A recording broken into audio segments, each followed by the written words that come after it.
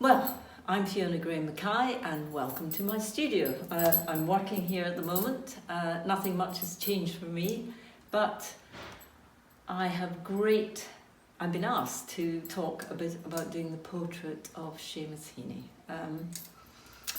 It was a memorable occasion when we first met. Anybody who has been to his poetry reading would know this. We went upstairs and had a nightcap, which was great. Seamus came over and spoke to me. We went upstairs and we had a nightcap. Seamus came over and we had a chat. It was suggested that perhaps I might like to do his portrait. Seamus liked the idea, I certainly did. So we agreed to meet about in a couple of days' time before he went back to Dublin. In Seamus's own words, he said, "Sure, we'll have a little drink to take away the shyness." So we met. There was no shyness, I have to say, and we did have a couple of drinks. Anyway, a month later, found me over in Dublin, rucksack on my back, not much else, drawing equipment, because that's what I do to start with.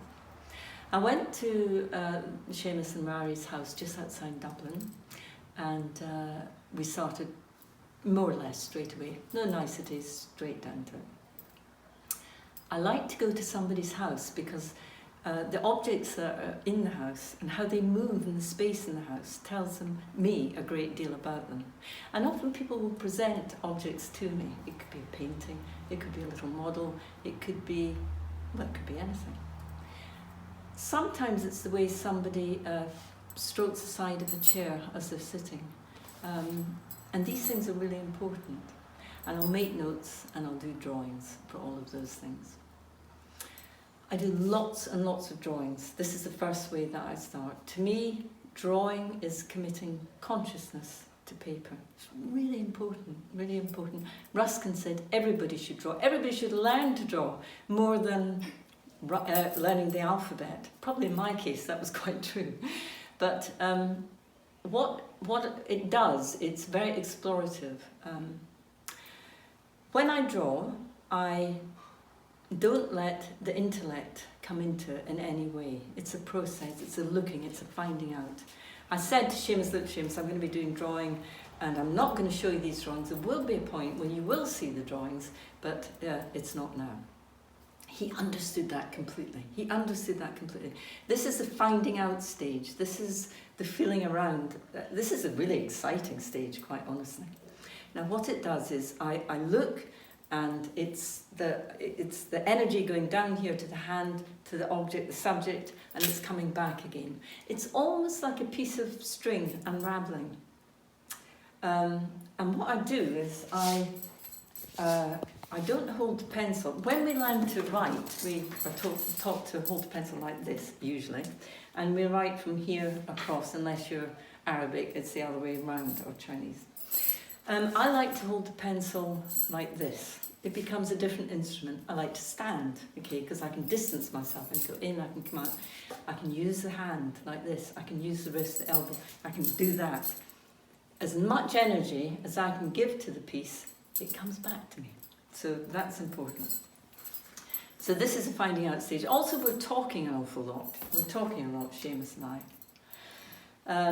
He tells me about the Nobel Prize. He said that, which I found really quite moving. He said, obviously, he was delighted to have it. His family were so proud of him. Most of Ireland were amazingly proud, well deserved. But he said to me, as he was standing lined up to receive the prize, he said he never felt so lonely standing there. What had he done to deserve this? And I found that very moving. Anyway, he took me into his study, and there was the prize itself. There was the medal. And he said, "Sure, I had to pay for that, you know." And Seamus was full of stories like this. Anyway, I get all the drawings, and I head back to the studio. Now the studio becomes like an incident room. I have all the drawings, all the images that I've got, and take photographs. I write a lot. I do colour swatches. In fact, my way of seeing colour is the way I use pure medium. The oil paint, the pastel paint and the watercolour has all the same pure pigment in it. It's a very limited pigment and quite pure, I would say. I like to be able to move from one medium to the other depending on where I am. Obviously, some instances it's just not practical to get your oil paints out, especially if I'm travelling. And so the pigment in the oil is exactly the same as the pigment in the watercolour and the pigment in the pastel. It's just that the oil is the carrier, the water is the carrier, and the chalk is the carrier from my pigment. And that way I have that flexibility. I completely submerge myself in that person. In Seamus's case, I would listen to his poetry again. I'd watch film of him. I would really absorb myself. At the end of a week, maybe 10 days, I find that I can draw him without looking. I can draw a likeness without seeing him. And from that, it gives me the confidence to move on to the composition. Now, composition is really important. You can have the best technique in the world, but if the composition isn't right, it's never going to work. It's the skeleton of your piece of work. Many people are in such an excited state, they want to rush into it, and they skip over this stage, but you mustn't do that. Really, it's a process, it's a slog, and there are no shortcuts. But once I get the composition, it's interesting that in a strong personality, somebody like Seamus, I get it in a flash, but I never trust it. I never trust it. I have to go through that process of making extra sure.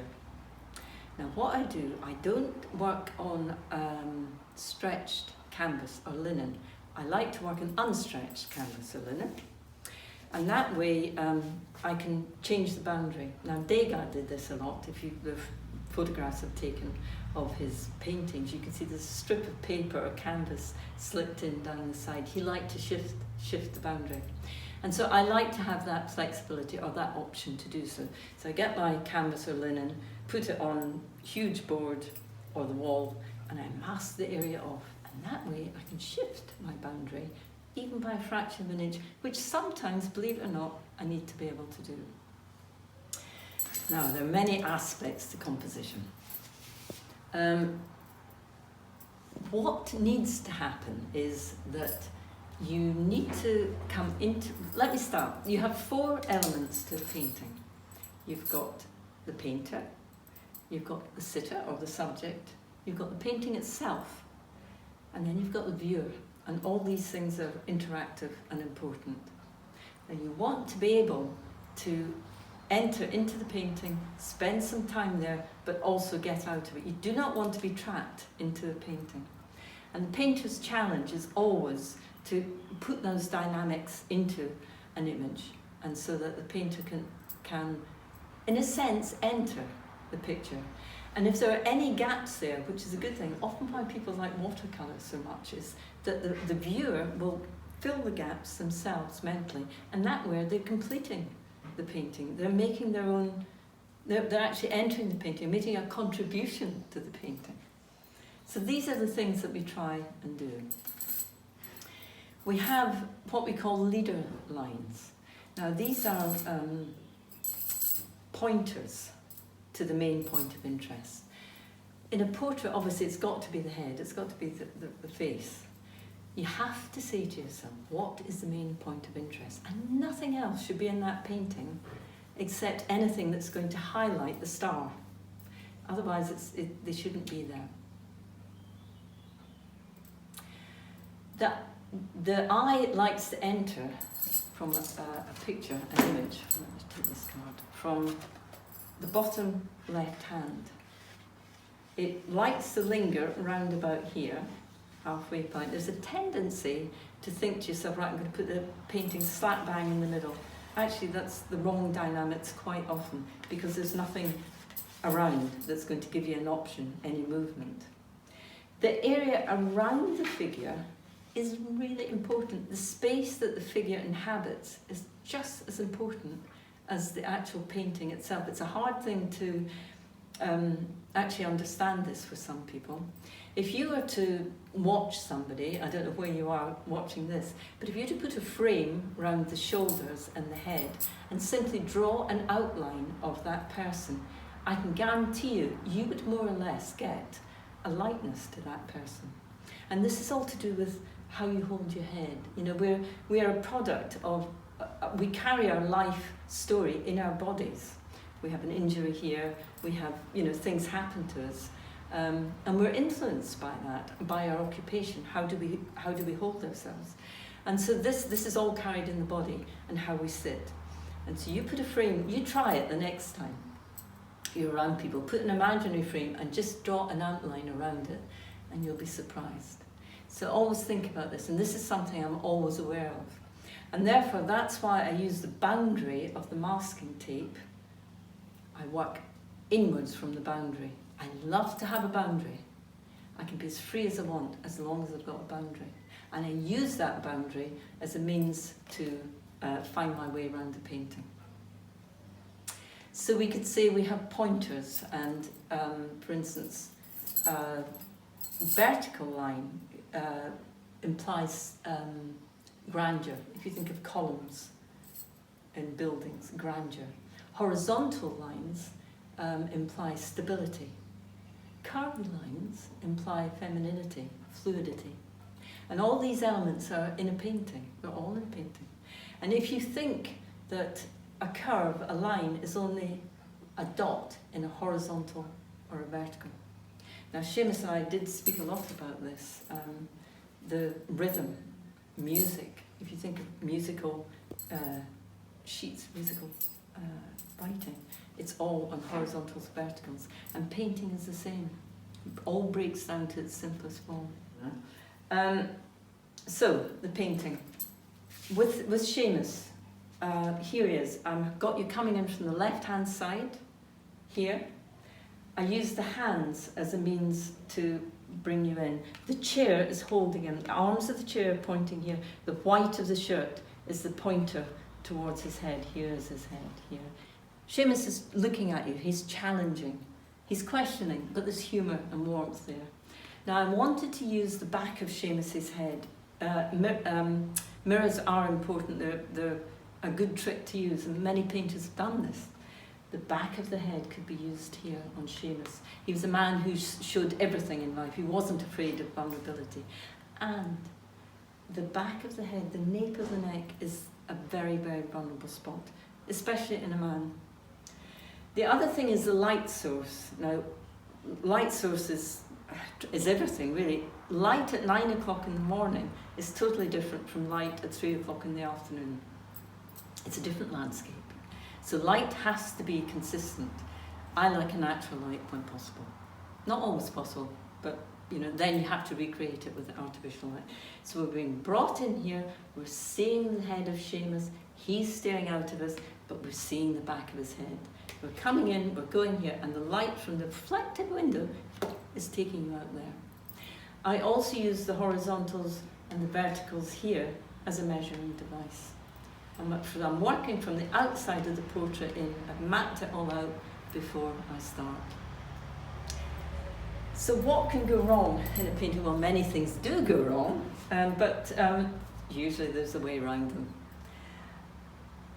When I did this portrait with Seamus, Mary and Seamus were so hospitable. I thought, right, I'll pop out and do a little seascape of close to where they live. So I nipped out, got my sketchbook, and his parting was, be careful of the road.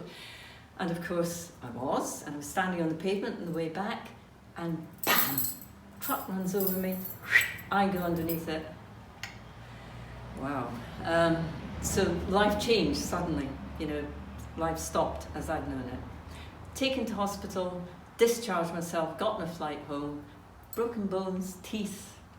I thought it was okay, but you know, I clearly wasn't. I was very concussed. Got back to the studio, shut myself in the studio, just me and the dog, and the painting of Seamus. And so It was a very much a healing process. I couldn't talk properly. I sometimes had to hold both hands with a brush, but it all felt normal, strangely. But it slowed me down, and it changed the way that I painted slightly. After about 6 weeks, I went back to Dublin, and in a way there was a much closer bond between us. We had dinner one night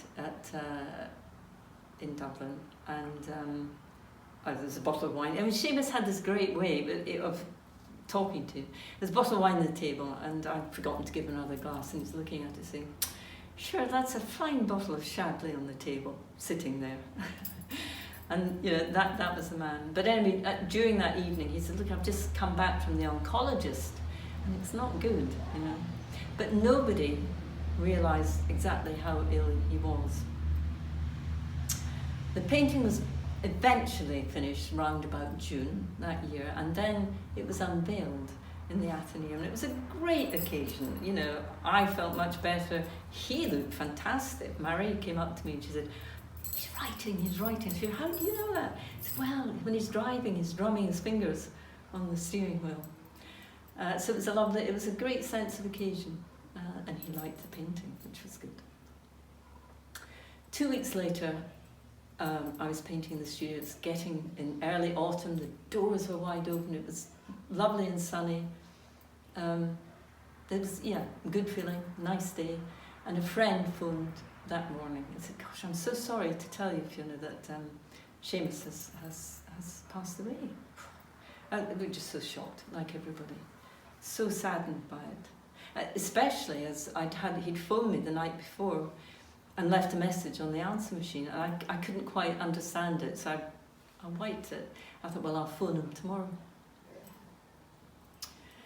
It's taken me 5 years to be able to look at that painting. It was a transformative year for me.